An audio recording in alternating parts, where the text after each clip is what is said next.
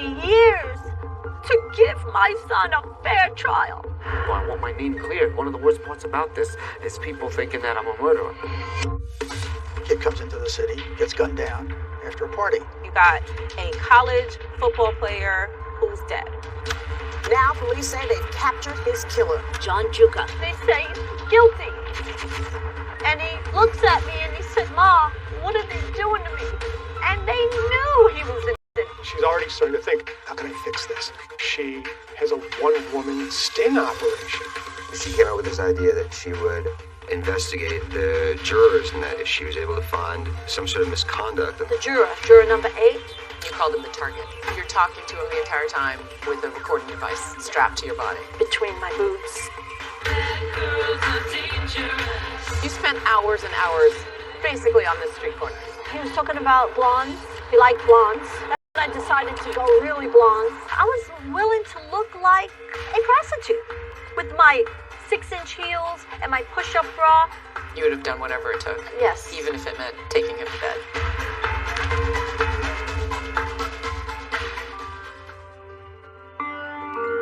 Tonight, police are trying to figure out who murdered a 19-year-old college student. Mark Fisher's bullet-riddled body found on the streets of Brooklyn, New York. Mark Fisher was young. He was tall. He was an up-and-coming football player at his university, and he came to the city for fun. Mark Fisher was a kid from New Jersey, lived in an affluent suburb.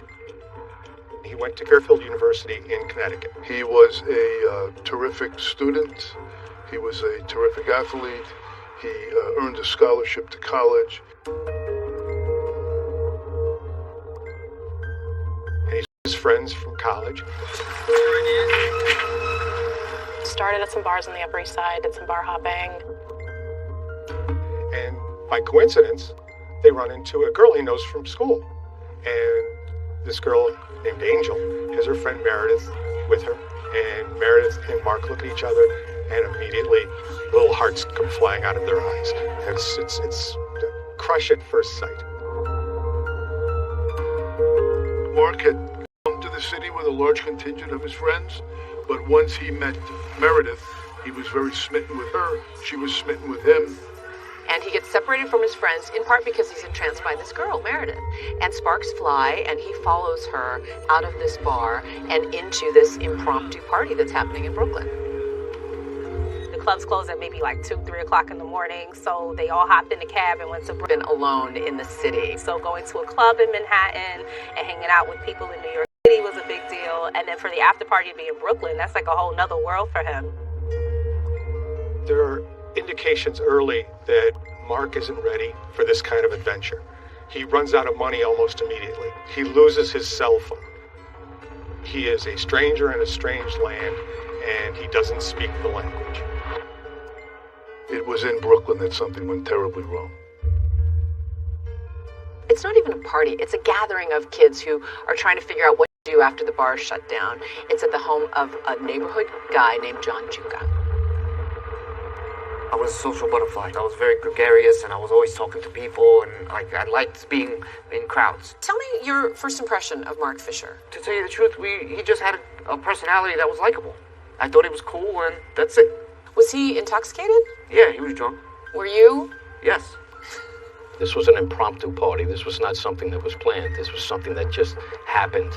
Why was it decided to go to John Juka's house? His mom was away, and he had a big house. It was like the easy choice. There was a few kids that got stranded in Manhattan and had no place to go. And he figured he'll bring them here to my house, get some beers. Drinking. I'm sure they were smoking also. Smoking weed. Yes. And yet that impromptu party turned into perhaps one of the biggest mistakes of his life. Oh, yeah. Yeah, absolutely. John Juka is a Brooklyn kid, by all accounts. Very smart. He had gone to John Jay College with aspirations of becoming a police officer. He had a part as an extra in a movie. He's in School of Rock. You can't miss him.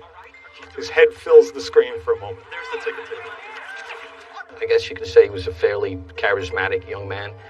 He did have a group of friends who looked up to him? We used to call him Shady because he had bleached blonde hair, just like Eminem at the time. These kids are sitting around, drinking, smoking weed.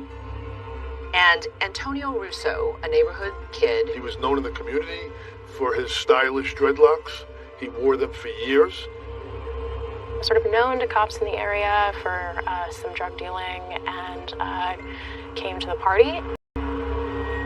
He was a bit of a wild card. Boisterous, loud, always trying to prove himself. He loved to fight. As he got older, he became more of a loose cannon. He was one of those guys that, you know, you can have him over, have a good time until something pops off. He's going to punch you in the face. Just a young. No, not that I saw. Russo calls him Yarmulke. I guess it's supposed to be, thinks he's Jewish. somebody said the night of the party that he called Mark Fisher Yarmulke. Well, he was always a jokester, and he would just say random stupid things like that, but I didn't catch that night. But I'm not surprised that he would have said something like that. You have the idea that Mark Fisher, who was very tall, was very handsome, was perhaps attracting a little bit too much female attention. There wasn't any jealousy or rivalry. No, I wasn't attracted to Meredith at all. And there wasn't like an alpha male thing going on. No, not one bit. We were drunk and happy, actually. And it's said that at one point he ticks off some of the people who are in the house by sitting on a table. And one of the other partygoers says, hey, in Brooklyn we sit in chairs. I'm the one who told him that, hey, you know, don't sit on the table, you're gonna break it. It was like literally just like all glass table, like sit on the couch. He said, okay, but that was it. It wasn't a confrontation. I didn't say it to him like in a confrontational way. In Brooklyn, like in a lot of cities, it's all about respect. And sitting on one's table versus a chair could easily be construed as being disrespectful. After that, tensions are a little bit higher.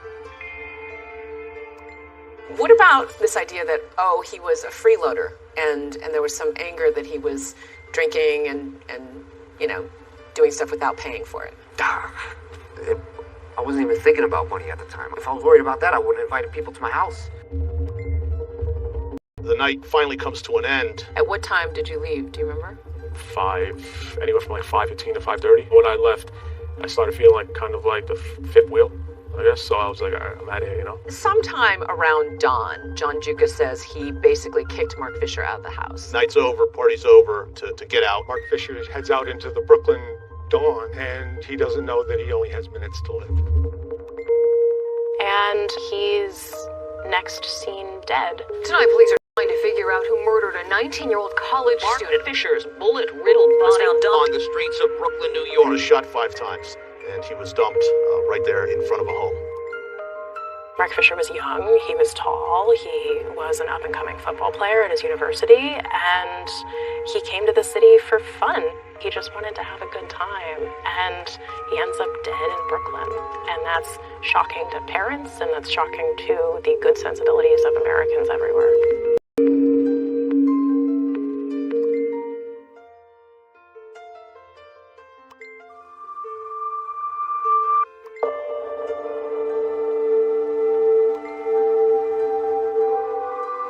A 19-year-old college student, Mark Fisher from New Jersey, was shot dead on a Brooklyn street over the weekend. What was unusual on this particular case is that this particular homicide was in an area in that precinct that was not necessarily prone to violence. An area of Victorian homes. There was some people perhaps of privilege. Gunfire in that particular Brooklyn neighborhood wasn't an everyday occurrence. It was one of those that makes a splash here in New York. The New York Times, the Post, the Daily News, the local TV stations. There wasn't a news organization that did not cover this murder. The Daily News and the Post addressed it in shorthand as the Grid Kid Slay.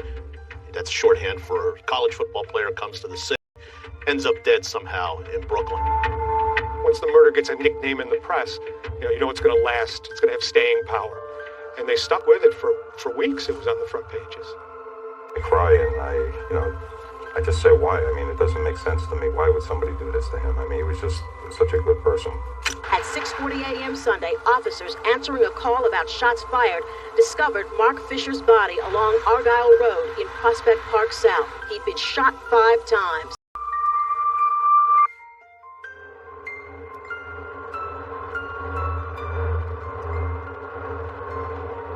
was a report of shots fired at that hour, and that's when the 911 calls come in. Police are called to the area, and that's where Fisher's body is found. He's found shot dead. He's been shot 5 times. Detectives came, they're knocking on doors, they're asking people for, information. What did they see? What did they hear? They had to put it together and to see who was where. What was this? I heard shots, looked out, didn't see anything, laid back down, heard some car doors closing, but didn't think anything of it. Some people said they heard a car screeching by, a white car. Some people said they heard a man and a woman having a conversation before the shots were fired. What's always been somewhat mysterious to me about the 9/11 calls is the fact that at least one of the callers very clearly stated that he heard a female voice. Witnesses that night say they heard a distinct female's voice coming from across the street. Right before they heard the 5 gunshots. When the police check Mark Fisher's body, they find an ATM receipt in his pocket. Just about an hour before he died, he went to a convenience store and took out cash, just $20, at 5:25 a.m., and then walks back to the party. But the key detail is who goes on the ATM run with him? Antonio Russo. The wallet was a robbery. The 19-year-old's body was found wrapped in a blanket at the end of a driveway there at that home, Argyle Road. He was laying face down, and there was something lying next to him. I think it looked like a blanket or something like that. He's still got this blanket that is under him in a way that led cops to believe that perhaps he had been rolled up in the blanket or carried out in the blanket and dumped. Mark Fisher was found laying on top of what turned out to be your blanket. Yes. What do you make of that? Mark Fisher fell asleep on the sofa, and there was a throw blanket in the back. So he covered himself with the blanket, and then in the morning, when he was leaving, he took the blanket with him. The blanket found with the body came from the Juka home. That becomes a critical starting point for investigators. At some point, the police figure out that the victim was Mark Fisher, and they figure out that he was in this neighborhood, not where the crime scene was, but blocks away at a party. So they start to make their way to John Juka's house to find out what exactly happened at this party.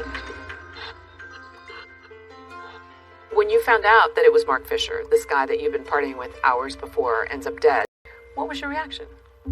Shocked. Kind of like a weird feeling in your stomach, I go, wow, it's crazy. You got a call? I got a call from John. And what did he say? He said, Ma, you need to come home. And I said, is everything okay? And he said, you need to come home. And so you get home frantic. What's the scene here? The press was on my lawn. Already? Yeah, and detectives were on my porch. John was a mess. He cried. He said Mark Fisher was a good guy, and he was devastated. In the immediate aftermath of the killing, the authorities were having trouble getting much information from people who were at this party. People weren't being particularly cooperative.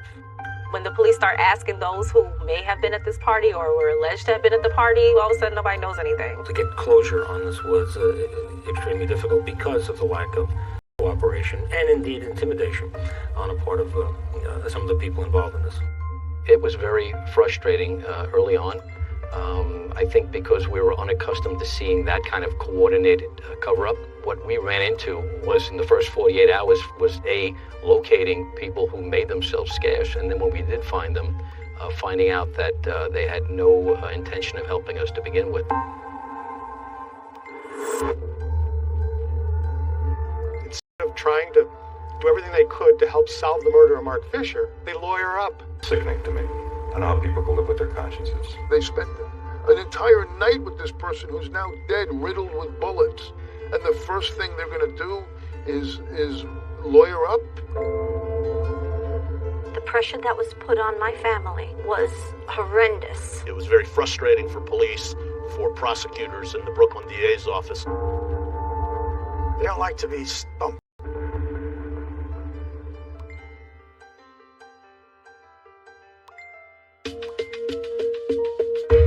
Mark Fisher was shot 5 times in the chest. The 19-year-old's body was found wrapped in a blanket at the end of a driveway there at that home, Argyle Road. The college athlete started his night at this Upper East Side bar in Manhattan with a group of other college students. A few of them get together, they decide to go back to Brooklyn, and then Mark is shot 5 times, 2 blocks away from the house. Mark Fisher's body is found in close proximity, almost in front of the house of Albert Cleary, who was one of the other partygoers. And Albert Cleary had left early that morning with one of the females that was at the party, and they went and slept at his house. This became a high-profile media case, but it also seemed like a solvable case. It seemed like someone who was with him must have known something. Tony Russo, a high school dropout, was always the prime suspect. This fellow by the name of Antonio Russo, otherwise known as Tweed, he's a dreadlock male, he's known to be a marijuana dealer, and he's also known to be a bit of a troublemaker. Immediately after the murder, Antonio Russo is in a little bit of a panic. He goes to a friend of his who cuts hair and has his dreadlocks cut off. And then he travels to California to visit an uncle, a little bit impromptu. If you're at a party where at the end of it there's a murder and you change your look, and then you hop on a plane to go to California, obviously police are going to wonder, like, well, what do you know? What happened? John Juka was somebody that was not immediately on our radar. But he was somebody that the more and more we looked into him and the more we asked around and the more we did our homework, he clearly was not a choir boy. You know, John is no angel, but he has a big heart for people, especially those less fortunate. Antonio Russo, before he flew off to LA, dropped a nugget of information to the detectives. He said that John Juka had been involved in a street gang called the Ghetto Mafia.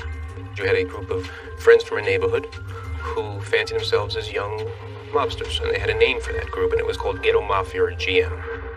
Juka was said to be something of when he gave a supposed order to take care of Mark Fisher, others listened. It was something that was totally blown out of proportion, and you know, it was never a serious. I was never in a gang, and everyone who knows me knows that. I didn't give much credence to that term, the Ghetto Mafia. There were several instances where that terminology came up. Initially, I don't think we looked at it as a gang-motivated crime. It's just a group of friends, but it's like different neighborhoods that would hang out. Did you commit crimes together? No. That was such a joke. I watched these boys grow up. And from 9 years old, they were first the Westminster Warriors. Maybe about 11, they became the Stratford Stray Cats. And then eventually they did call themselves the Ghetto Mafia. They did. And it meant nothing but a bunch of boys getting together. And so when that was brought up as a motive for the potential killing, that they were trying to get street cred by either robbing or beating or getting a body, as the prosecutor said. What did you make of that theory? Again, it's ridiculous. So there's a whole lot of smoke around Antonio Russo and John Juka, but as far as the detectives can tell, there's no fire. There's nothing that directly, forensically ties them to the crime scene. No DNA, no fingerprints. The pressure that was put on my family for over a year was horrendous. I recall a van coming down my block with loudspeakers. Do you have any information in regards to the murder of Mr. Mark Fisher? The press was out on my lawn night after night. It was bad. And meanwhile, the months are clicking by and there has been no arrest. This is very galling for detectives and also very galling for the hierarchy of the NYPD. They don't like to be stopped, and they like to have cases go unsolved, particularly homicides. So at this point now, the prosecutors in Brooklyn have stepped into the investigation as well. So now you have what you call an investigative grand jury. A grand jury can be used as an investigative tool. Basically can subpoena witnesses and say, you have to come here and tell us, and now you're under oath. And that can be a game changer. You can go into the grand jury, lie your head off, then you're going to be indicted for perjury, maybe several minutes. Well, you're going to get cute and be evasive. We'll indict you for evasive contempt. So now these witnesses who didn't want to speak before, their backs are against the wall, and they now have to tell what they didn't want to tell the NYPD. They have to tell a grand jury. The grand jury brought up charges, and we were sort of off to the races. Now, eyewitness news at 5. A college killer. How'd you do it? Any comment, Anthony? He killed him for 20 shots, Antonio. Things started to finally fall. Took more than a year. In November of 2004, 13 months after the murder, Antonio Russo is arrested. One of Russo's first comments after he's arrested is, "Are you going to arrest the others as well?" And they say, "Well, who do you mean?" He goes, "Oh, no, never mind." The root of this, and there's much more to it, was the robbery as probably the underlying motive. The police commissioner in the news conference a little while ago, he said he hopes the arrest today brings some measure of peace to the family. It's hard, it's mixed feelings. Like I say, hopefully Mr. Hines say is more arrests to be followed. 1 month later, in December, while he's returning from Christmas shopping, John Juka is arrested as well. WB11 exclusively inside Brooklyn Supreme Court as 20-year-old murder suspect John Juka faced murder charges relating to the death of Connecticut college student Mark Fisher. It was a big deal for the Fisher family. They were ecstatic. They were happy that finally they can get justice for their son.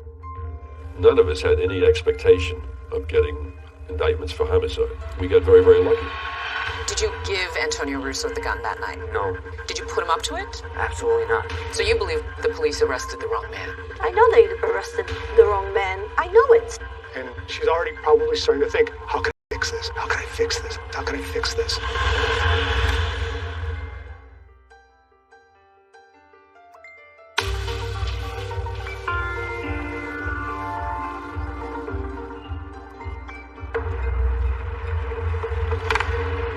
Fast forward to 2005, John Juka and Antonio Russo are on trial for this homicide. Their trials are held simultaneously in the same courtroom. You have two juries. You have the potential for two verdicts. There is no drama like courtroom drama because all the players are in the same room. You can cut the tension with a knife.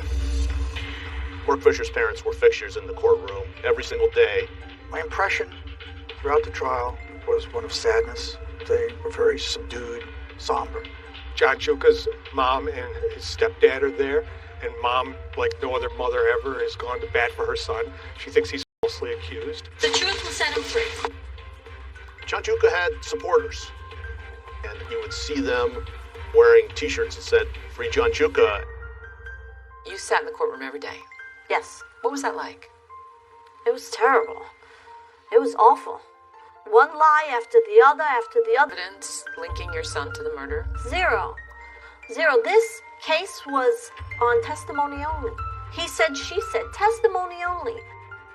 This case was built largely on circumstantial evidence and statements from witnesses who were at one point very shifty. Representing the prosecution was a young prosecutor at the time named Anna Siga Nicolazzi. How many people did you interview? Over 100, well over 100. Nicolazzi was one of the stars of The Office. This prosecutor is very articulate. She's a very strong prosecutor. She makes a powerful impression on the jury. Some of the evidence presented to the jury involved phone records. We did probably over 150 subpoenas for phone records. And those records show that 3 minutes before the murder, Antonio Russo called John Juka. The phone records show that before the murder, you talked to Antonio Russo twice. After the murder, you talked to him 26 times. Can you talk about why? I can't, but I could say this. At any time there's any major activity in anyone's life, there's going to be more phone calls. That's just a fact. One of the things that made this case so powerful was that you had his longtime friend, one of his best friends, testifying against him. Al Cleary is a guy from Brooklyn, ends up being one of the last guys to leave the party. And he's a key figure in this case. Al Cleary got up on the witness stand and said that you had a .22 pistol, the same caliber as the murder weapon. Yes.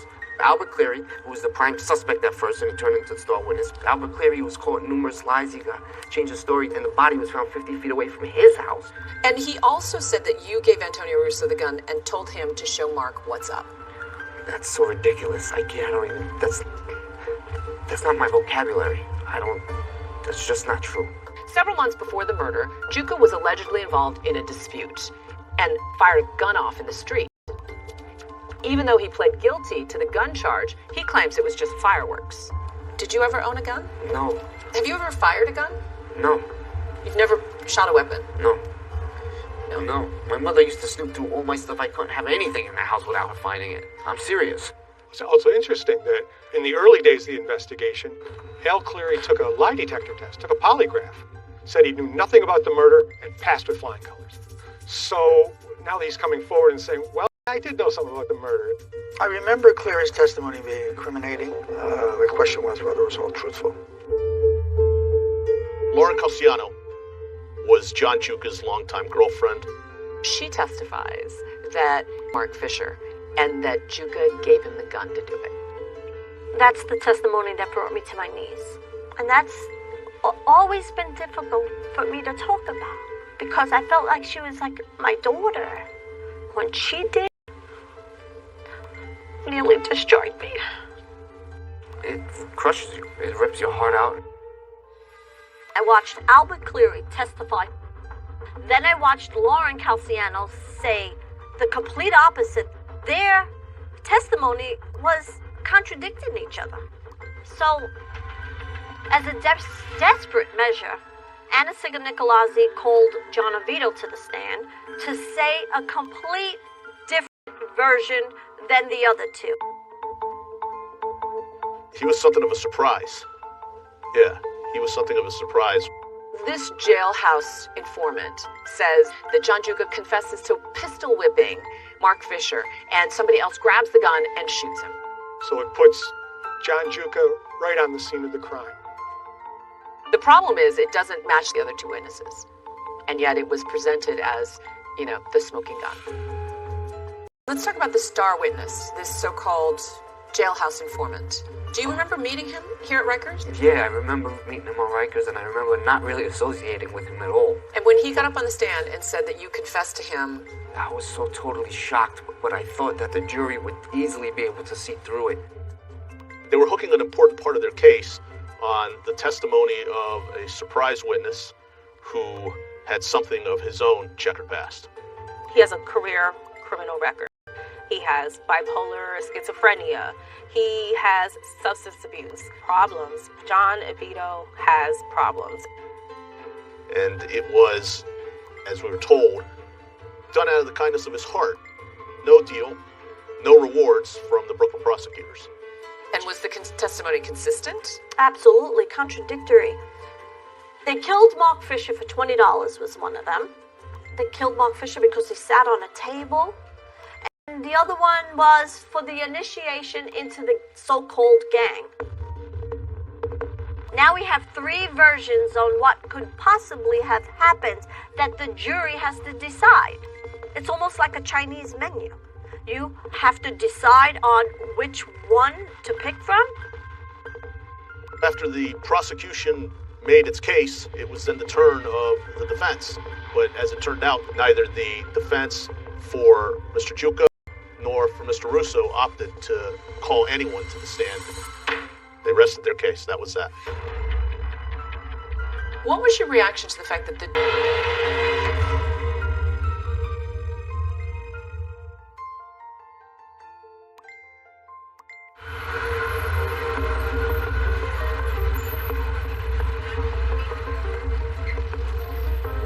I'm John's mom. I'm his voice. I'm John's voice. Doreen is the biggest cheerleader for her son. She steadfastly believes in his innocence. He's an innocent man, and to know him is to love him. She would show up every day amid this crowd of people wearing these t-shirts saying, "Free John Juka." She was like a hero to them. And it was in this environment that the Fishers would show up each day holding each other, and they would have to walk through this.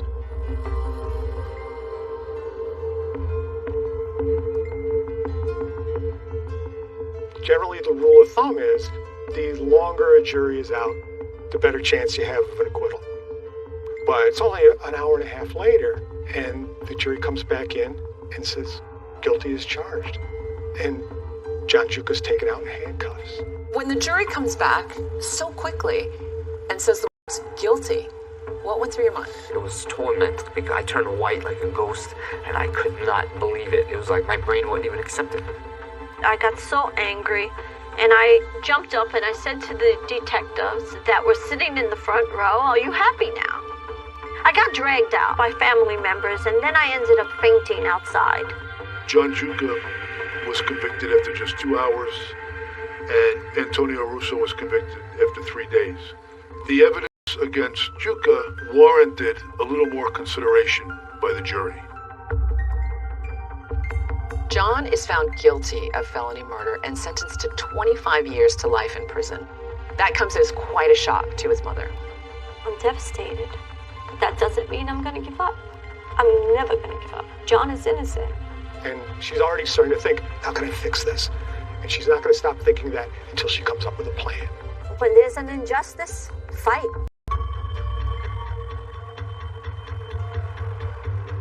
In 2006, she came up with this idea that she would investigate the jurors in the case, and that if she was able to find some sort of misconduct on the part of the jurors, that this misconduct could then be used to petition for a new trial for her son.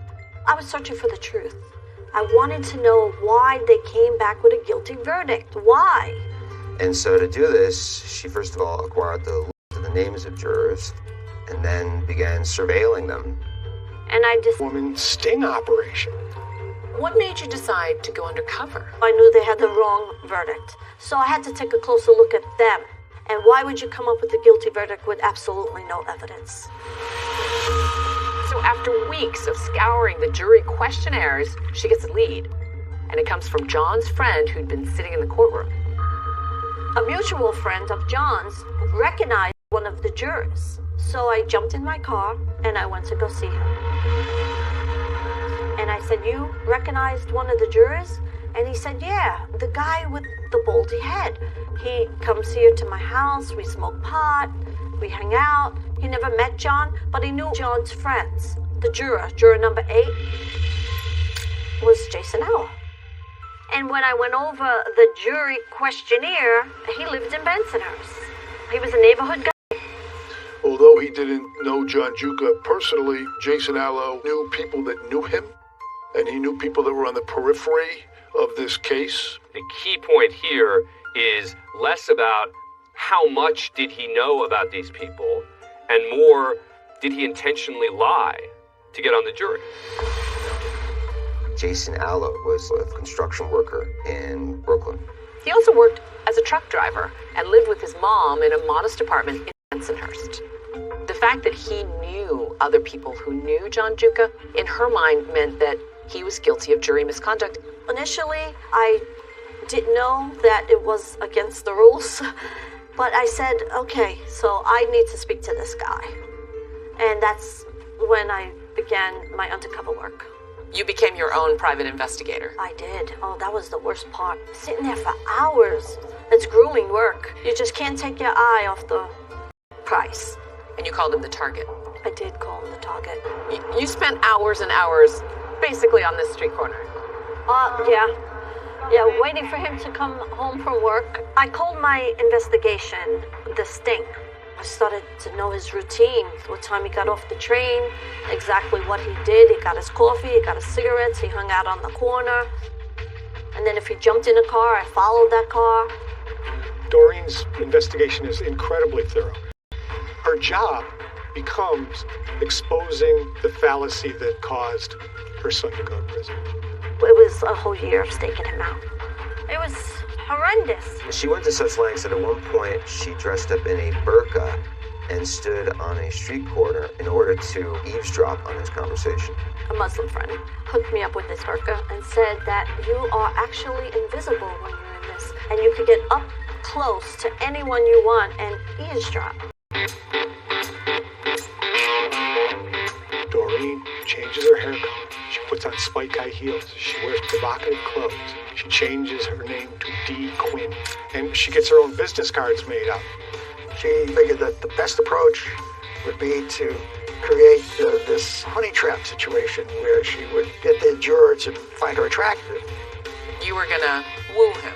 Yeah, I knew I needed to use whatever I could to get him to confess what happened. You were wearing lots of makeup? Lots of makeup. I put a whole new wardrobe. Low-cut blouses, push-up bra, high heels that I had to practice walking in because I wasn't good at it.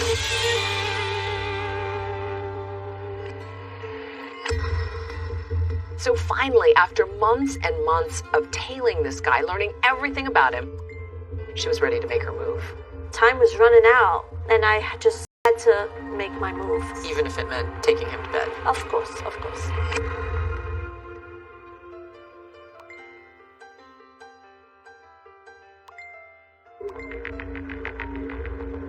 Do you know my son sleeps with magazines taped to his chest and back? So that while he's sleeping, if anybody tries to stab him, they will hit the magazines? An unbelievable story of a mother trying to get her son out of jail. I mean, it's like a Hollywood movie. She became the undercover mother. She would investigate the jurors in the case. Juror number 8. You were gonna woo him. I had my low-cut blouse and my hot pants. She's wearing a wire. Armed with what she believes is this damning recording, she's ready to go demand justice for her son. When you saw the pictures of your mom in Vanity Fair, I was like, wow, that's not the soccer mom that I know, She just wants to be home. She just wants us to finally end. This is wrong. This is a form of torture. It's like psychological torture.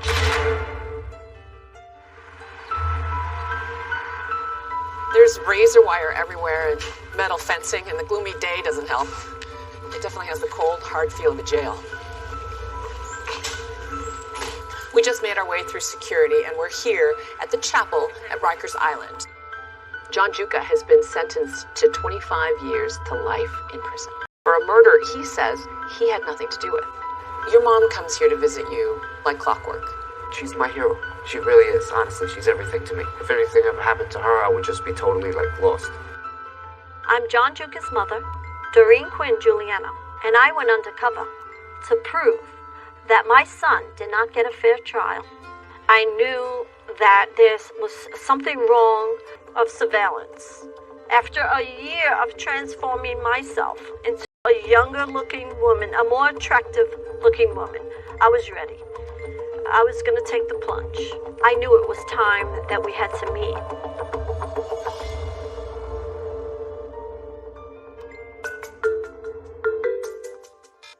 She would ride up and down Aloe's block, dressed in sexy short shorts. And he just didn't notice me. And then his friend whistled at me. And my heart dropped. I was sick. This is it. And I just turned my bike around and I said hi and made my move. I had my low-cut blouse and my hot pants, and actually I had high heels on. Yeah. And so you said you were trembling? I was. Was your heart racing? Oh, absolutely. Yeah, I was stuttering. I started talking to his friend because his friend is the one who actually whistled at me, not him. And somehow you knew that if you flirted with a friend, you might get his attention. I have brothers. 5 brothers. Yeah. What was your story? What was your undercover identity? I was new to the neighborhood, and I wanted to know where the best coffee houses were and the best Chinese food. And I said I was from California, and they were eager to help me out and show me exactly where was what. And eventually I did turn around and started talking to Jason Aloe, the juror on my son's case. The story that Doreen Giuliano used as her undercover identity was that she was from California, which I scratch my head when I hear that, because hearing her accent, I mean, she's like really steeped in Brooklyn, and I don't know who would think that she was from California. And so during this entire time, you are this California girl. Yes. I grew up in California, so no offense, but you don't sound like you're from California. I practiced and practiced some practice. And then one time he called on and he said, "You sound like you're from Brooklyn." And I said, "I'm taking classes, so they must be working." What kind of personality does D. Quinn have? Dumb, dippy, blonde. There's subtleties and acting skills involved. It's pretty incredible. And eventually, you hit pay dirt. I did. He wanted my phone number, and I didn't have a phone yet. So he gave me his phone number. And so you struck a friendship after that? I did. Jason now lives with his mother, and I knew he would not invite me up to his place. So I knew that I would have to invite him to my place. She even rents an apartment a block away. This is the apartment that I rented. I called it the Sting apartment. I rented it for $1,100. So there was a futon for a bed, and a table, a couple of chairs, a spare kitchen, a refrigerator barely filled with any food, and it was designed to be a so-called playgirl's pad. Because you wanted a base of operations. Yeah, a place for him to come to, a place where I can have dinners with, and some wine, music, and see if he knew anything. And so then you were drinking wine. Well, that's another thing. I'm not a drinker, so I really had to sip it. And every time he went into the bathroom, turned his face, I dumped it. So you're pretending to drink wine? Yeah. I'm the type of person who has 2 sips and my head is spinning. We had a friendship, and he needed somebody to vent to, and I was there. I was a very good listener. And then don't forget, I was providing him with wine and food. So, he's going to keep coming back for more. And you're also smoking weed with him. Yeah. So I was like, am I going to feel paranoid? Am I going to, blow my cover? But in addition to her Daisy Dukes and push-up bra, Doreen was wearing something else. A wire. Well, Doreen Giuliano was the amateur, and very good amateur, undercover agent, actually wired herself up with a recording device. Hello. I'm nervous as hell. As she's turning on the recording, said, "Boy, I'm really scared," or nervous, those words to that effect. I would be too, going into a situation, because if you're discovered taping somebody, you don't know what the other person's, how they're going to react. But she went through with it. If she gets exposed, her plan falls through, and poor John stays in prison. That's what she's afraid of. I mean, what this mother did to try to save her son is so unprecedented. It was probably around 8 months that I had this relationship with Jason Allen. And so you're talking to him the entire time with a recording device strapped to your body? Yes. And you kept it where? Between my boobs. I was searching for the truth. I wanted to know why they came back with a guilty verdict. Why? Try to put the little lady to sleep. It's because the fire going up the wall. She obviously is in the wrong business. You should have been a detective like you. Technically, by law, finding that being has been a majority. I shouldn't even have been a majority.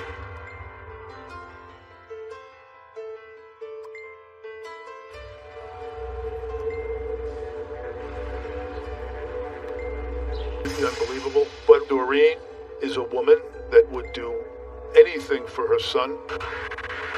And she's also in Brooklyn, where anything can happen. And ingenuity seems to be inbred in people's psyches. I was willing to look like a prostitute with my 6-inch heels and my push-up bra. You don't let your children down. You fight for your children. I think even she would admit it cost her marriage. It cost her dearly. What did the undercover sting do to your marriage? It destroyed it. My husband had a full-time job. His wife was with another man, all dolled up. And that is when the marriage started to crumble. And yet, you said early on your husband had drawn a line. Yes. Don't have sex with the guy. Right. Even though you made the pledge to your husband, you knew you'd do whatever it took. Of course. But it didn't come to that. No. I think you were quoted as saying, I could get another husband. I can't get another son. That's right. I still feel the same way. We were in the living room, and the TV was on, and the music believe it was the Rolling Stones, and we were smoking pot.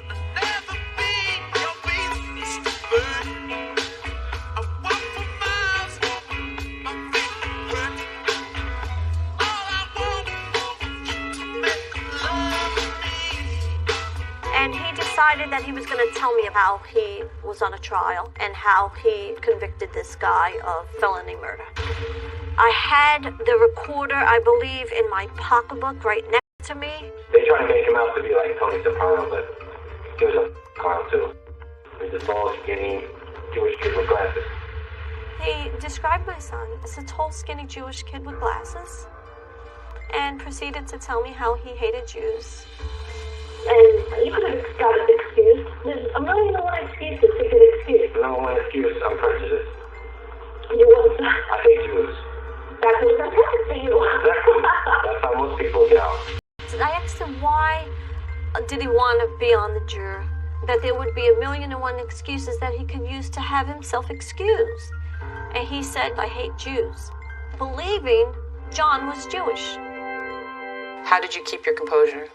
I turned my back on him. I couldn't even look at him. I was in the kitchen. What did you want to do? I wanted to punch him in his face. I wanted to stab him. I found out so much more than I anticipated.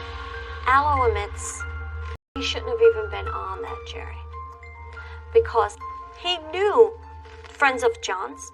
Technically, by law, finally, I didn't even been in that jury. Because of all the witnesses, if you know or affiliated with these people in any way, you have to let them know.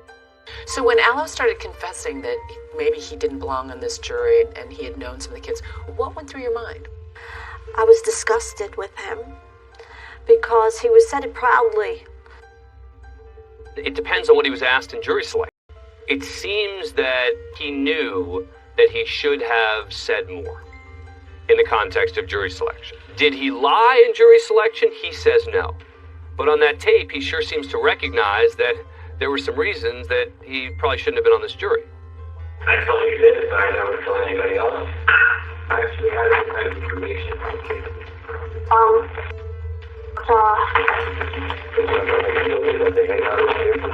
Right?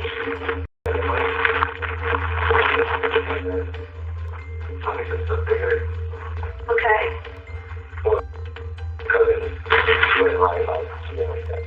So what did she say? I don't know what to say, but she overheard them talking, like, shortly after this happened. The group? Right, the guys that hang out together. So they were out of... Oh, okay. The whole group of guys. Right. I mean, John and Will. One of the blockbuster tidbits that Doreen, as D. Quinn, obtained from Jason Allo was he knew things about the case that he shouldn't have known. He never specified what they were, but he did make clear that he had this information, and had the people in authority known that he had this information, he never would have been selected to be on the jury. Yeah, not only does she get the juror to admit that he should have been on that jury to begin with, but she's wearing a wire at the time. So she tapes him saying it, and now she's got the evidence. He committed very serious juror misconduct, and I've uncovered it. Armed with what she believes is this damning recording, she's ready to go demand justice for her son. Frank was sleeping. I woke him up and I thought we had it. She believes that this is the blockbuster bombshell that's going to blow this case wide open. She felt she was holding the cards and the keys to her son's freedom. Bam, mission accomplished. What no one expected was for that juror to come out of the shadows. She was coming on very strong, and fight back. She tried to get me in bed with her. With character attacks of his own. She's not my cup of tea.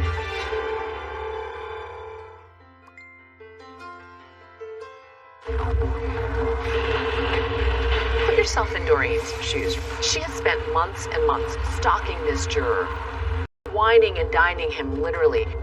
And she's convinced she's sitting on gold. Cards and the keys to her son's freedom. By law, you're not supposed to be. They read you a list of all the witnesses. If you know or affiliated with these people in any way, you have to let them know. Here's somebody admitting to you that he lied, which is contempt of court and perjury. Those tapes were my son's life. I had to protect them with my life. I decided that I was going to go see my brother and he was going to make copies of them. So I wrote all over my body, my brother's name and address, on my legs, on my stomach, just in case I crashed and the cops got hold of them. They would deliver them to my brother. Thank God I got to my brother's house safely, and it became a big joke. Doreen doesn't know what to do with the information, so she goes public. And she tells a reporter from Vanity Fair all about it, and the result is a big feature article. When I heard about Doreen's case, I jumped at it because it was a pretty amazing story of a mother coming to the aid of her son. You saw the pictures of your mom in Vanity Fair, dressed up in the way that she dressed up. What was your reaction? What did you think? Didn't even look like her. I didn't recognize her for a second. I was like, oh my God. I had to hide them from everyone else in the jail. Wow, that's not the soccer mom that I know, you know? And suddenly, Doreen Giuliano is famous. And an unbelievable story of a mother trying to get her son out of jail. She goes undercover, a double life. She now has a new name. She's gone from being Doreen Giuliano to being Dee Quinn to being Undercover Mother. I mean, it's like a Hollywood movie. She became the undercover mother. It's hard to imagine a more appealing story from a news perspective. It's so unique. It all revolves around really nothing more than a mother's intense loyalty to her son. It's like a mother saying, no, you don't sit in the electric chair. I sit in the electric chair. Tonight on Nightline, Undercover Mother. Nightline became interested in the story, and truly, for us, it was just a remarkable story. I've covered a lot of crime, and I have never seen a parent go to these lengths to try to exonerate their child. We had to cover the story. This has to be put down on the record. People were definitely clamoring to hear what Jason Allo had to say. No one had heard from him yet. So we were really excited to get that interview. Do you think that you committed perjury in the voir dire process? Absolutely not. Did you withhold information about things that you knew at the time of jury selection? No, I didn't. Mr. Allo denied lying to the judge and lying during the voir dire process. Describe the revenge about this woman who suddenly becomes a friend of yours. She was coming on very strong, very strong. She's throwing herself at me, trying to, wear provocative clothing to, I guess, maybe get me started up, but in my eyes, it was going no further than friends. So you're saying that she gave you the impression that she wanted to have an intimate relationship with you? Not an impression, it was there in my face.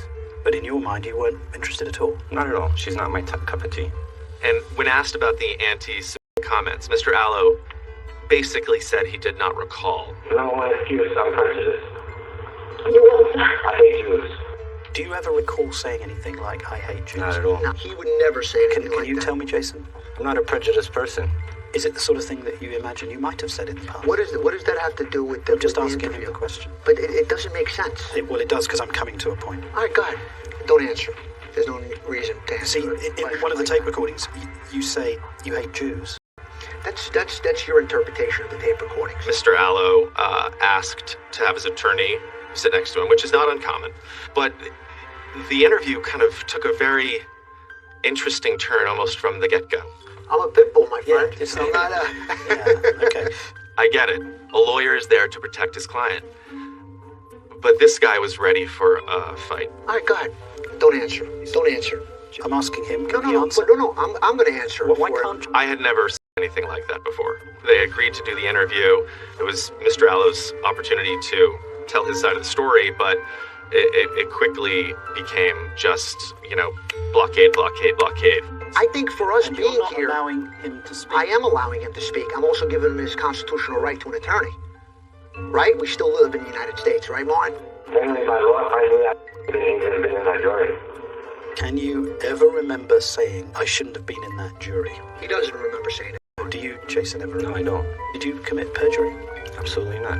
Were you lying to the judge when he asked you if you knew anything about it? Martin, this is ridiculous. This is the most ridiculous questions I've ever heard. These questions are nothing but tidbits.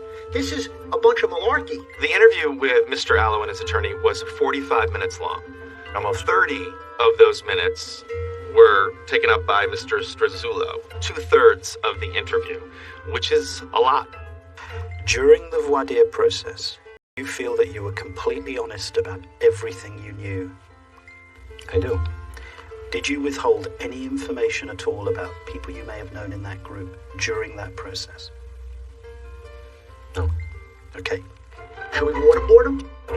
When I showed Doreen that clip of Jason Allo's interview, I wanted to get your reaction to this interview that we did. Sorry, if she bites her lip, she gets tense, and it's almost as if it triggers a nightmare. When you see his face, what's your reaction? Disgust. He denied a lot of the stuff that you got him on tape saying. Right. I have the proof. So now all we gotta do is write a motion and submit it to the judge. She's absolutely convinced that this recording is going to set her son free, and yet she's had her dreams dashed time and time again. So the real question is, what's the judge going to say?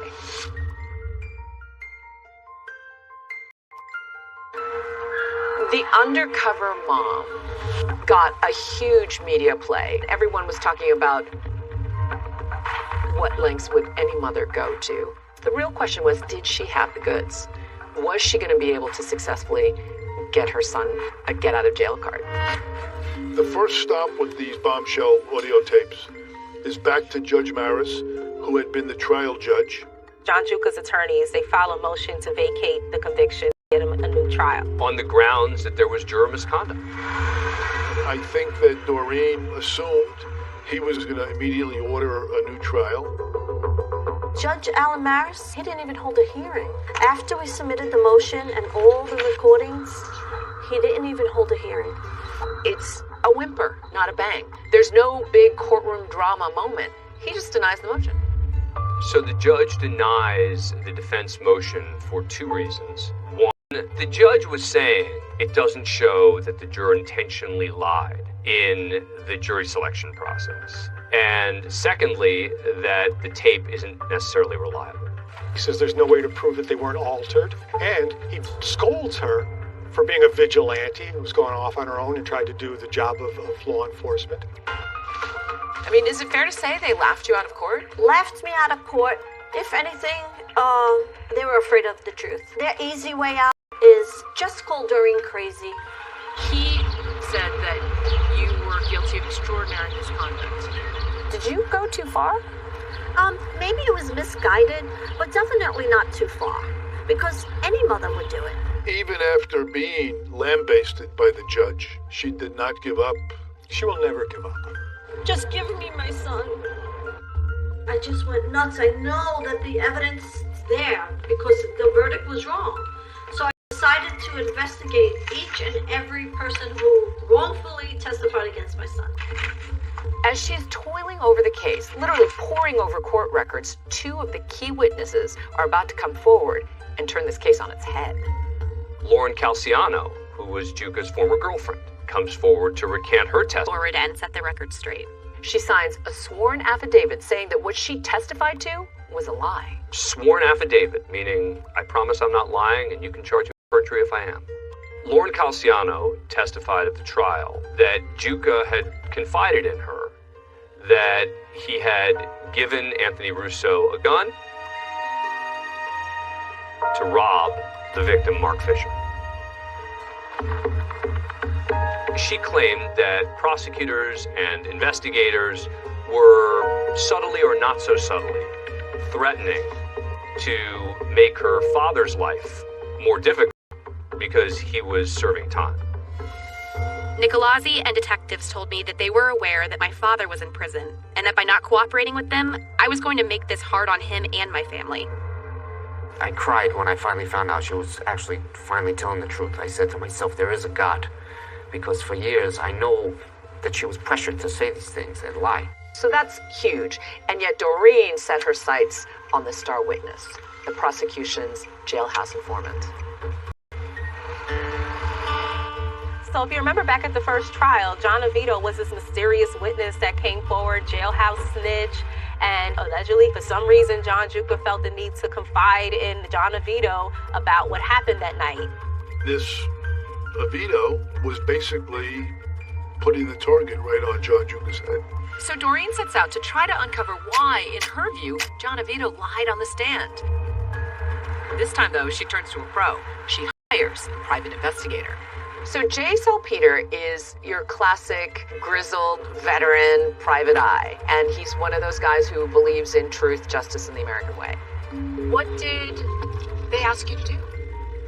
Well, they wanted me to try and interview him. Now it's many years later. Let's see who John is now. Maybe he wants to tell the truth, or he was telling the truth. I didn't know. I contacted John Avito, and I asked to meet with him.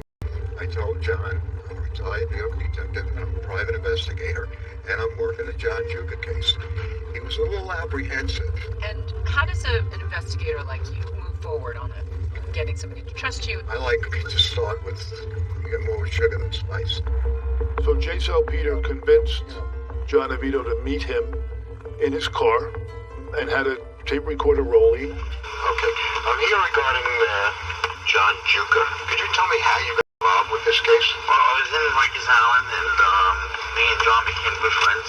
So the first time, Avito says, oh no, this is basically what happened, and repeats his courtroom testimony. He did tell me he hit the guy on the head with the gun. The kid went down, he started kicking and punching. He did tell me all that. But a confrontation with him, just keep it going, let him speak, and as a detective, you learn.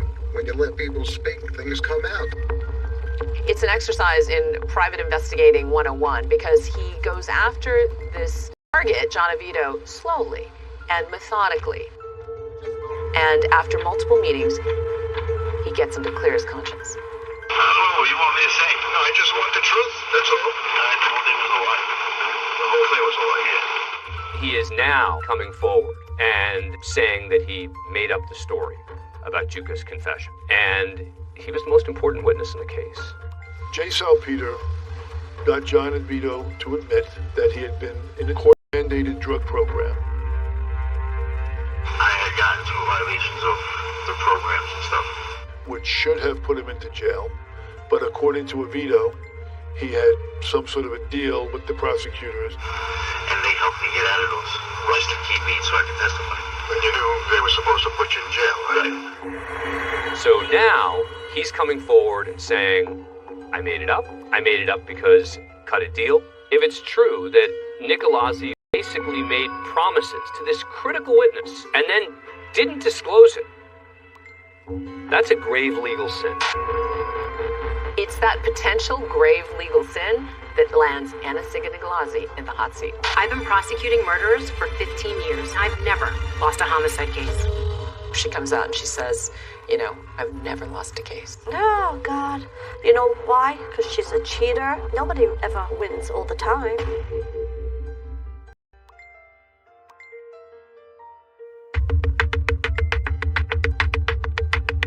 My job is to fight for justice. Anna Sigga Nicolazzi was one of those ambitious, clearly talented prosecutors, the kind who would do her homework and get the conviction. And she had a sterling record. She took her prosecutorial chops and landed a TV gig. Let me take you inside the fight for justice. I've been prosecuting murderers for 15 years. I've never lost a homicide case. She comes out and she says, you know, I've never lost a case. Oh, God. You know why? Because she's a cheater. The question was, were there some corners that might have been cut in order to win? Think about the turn of events, right? This is a dramatic turn of events when the star witness says, I lied. He claims he understood a quid pro quo. If I testify for you, you will help me out. This deal was never disclosed to the defense. It was never disclosed to the jury. Nicolazzi's dealings would violate the rules. You hit the jackpot. We hit something big. You have a recantation. You have prosecutorial misconduct, all wrapped up in one. At this point, John Juga's new attorney, Mark Betterow, takes all this information to a judge in an attempt to get this case overturned on the basis of prosecutorial misconduct. The judge's response to this is he grants them a new hearing, which is certainly a step in the right direction. It's a big deal that a hearing is being held. It can let the judge assess to say whether John received a fair trial or not. Cameras were allowed in the courtroom, which is a rarity in Brooklyn Supreme Court. During this hearing, the roles will reverse for Anna Sigga Nicolazzi because she now becomes a witness to a hearing, to a trial that she was the lead prosecutor on. So she walks in the courtroom and she's poised and, she held her own. I believe in the case. I believe that it was tried justly. She was used to asking all the questions, but now she was being asked the questions and had to defend her actions. Did John Vito lie during the trial? Are you pointing to something specific or overall?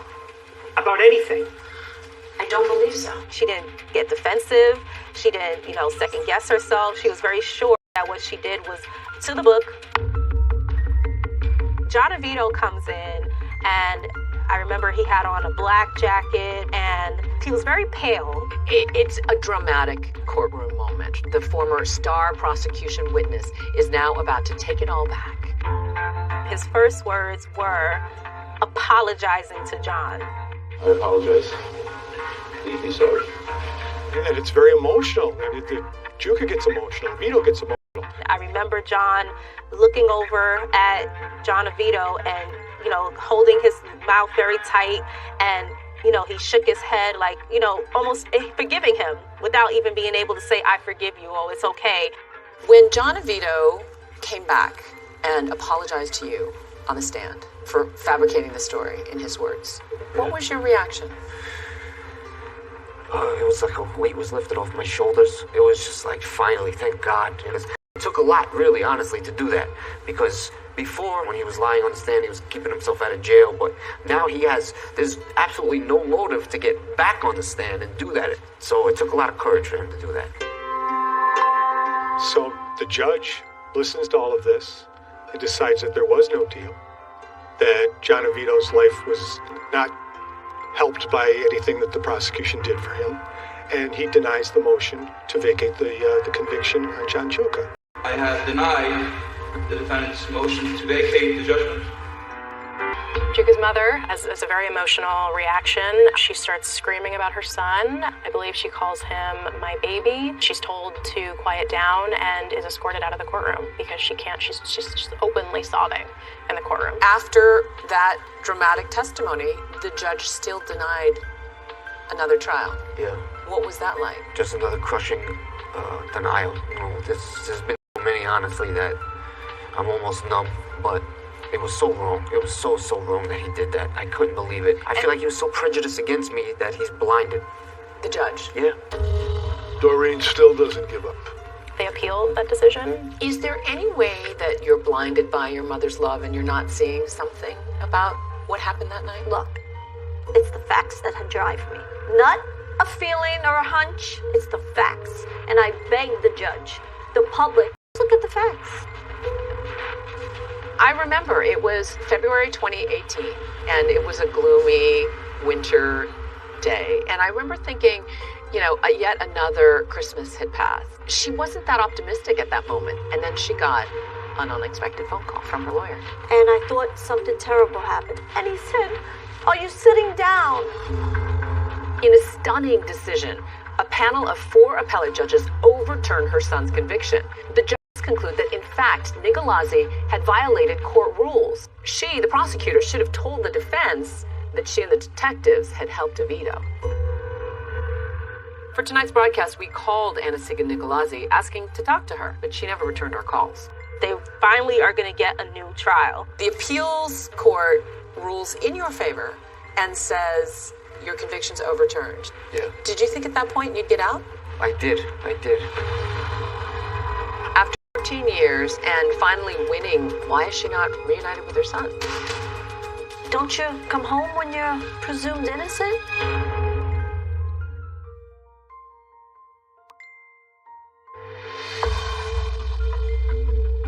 So after 13 years and a series of crushing defeats, finally a victory. An appeals court had overturned John Juka's felony murder conviction. At this very moment, he's presumed innocent. He is not convicted of this crime. But in a strange quirk of the law, even though his conviction was overturned, he's still charged with the same crime. It's as if the clock has been turned back to the day he was first arrested. And instead of him being home, he's still in jail. You were hoping he'd get out on bail. Right. And what happened? We were denied bail. At this point, I'm not changing bail conditions. Don't you come home when you're presumed innocent? The shocking thing about this story would say at this point, our case has completely fallen apart, and he's already served 14 years. John Juka maintains his innocence, and now the key witnesses against him now say they lied, and yet the prosecutors are not backing down. As they try to rebuild their case against Juka, they go back and re-interview his co-defendant, Antonio Russo, and even his story changes. They sent detectives up to the prison to interview Russo. What he said was, I did it alone, that it was his gun. Russo was clear to detectives that he did it on his own, that he shot and killed Mark Fisher. It makes you wonder, maybe Doreen was right after all. Did you have anything to do with the murder of Mark Fisher? No, I had nothing to do with the murder of Mark Fisher. I wish there was some way to go back in time and show everybody, you know? But the prosecutors are still determined to keep Juka behind bars. In fact, they're doubling down. There was not any argument made by either Mr. Vito himself or his attorney that there was a deal. So just last month, the DA's office appealed the decision to throw out Juka's conviction to the highest court in the state of New York. The DA's office tells us it's awaiting the court's decision. If the Court of Appeals were to rule in the DA's favor, then the conviction would be reinstated, and then we would be back rolling up our sleeves and finding the proper way to get this vacated. There is another possible outcome. Prosecutors frequently offer plea bargains. Let's say time served, dangling freedom in exchange for pleading guilty to some portion of that crime. I know that your mom wants you to take a deal. I know. Under what circumstances would you do it? I really don't want to at all, honestly. I want my name cleared. One of the worst parts about this is people thinking that I'm a murderer. And I want that wiped away because it shouldn't be there in the first place. She just wants me home. She just wants this to finally end. This is wrong.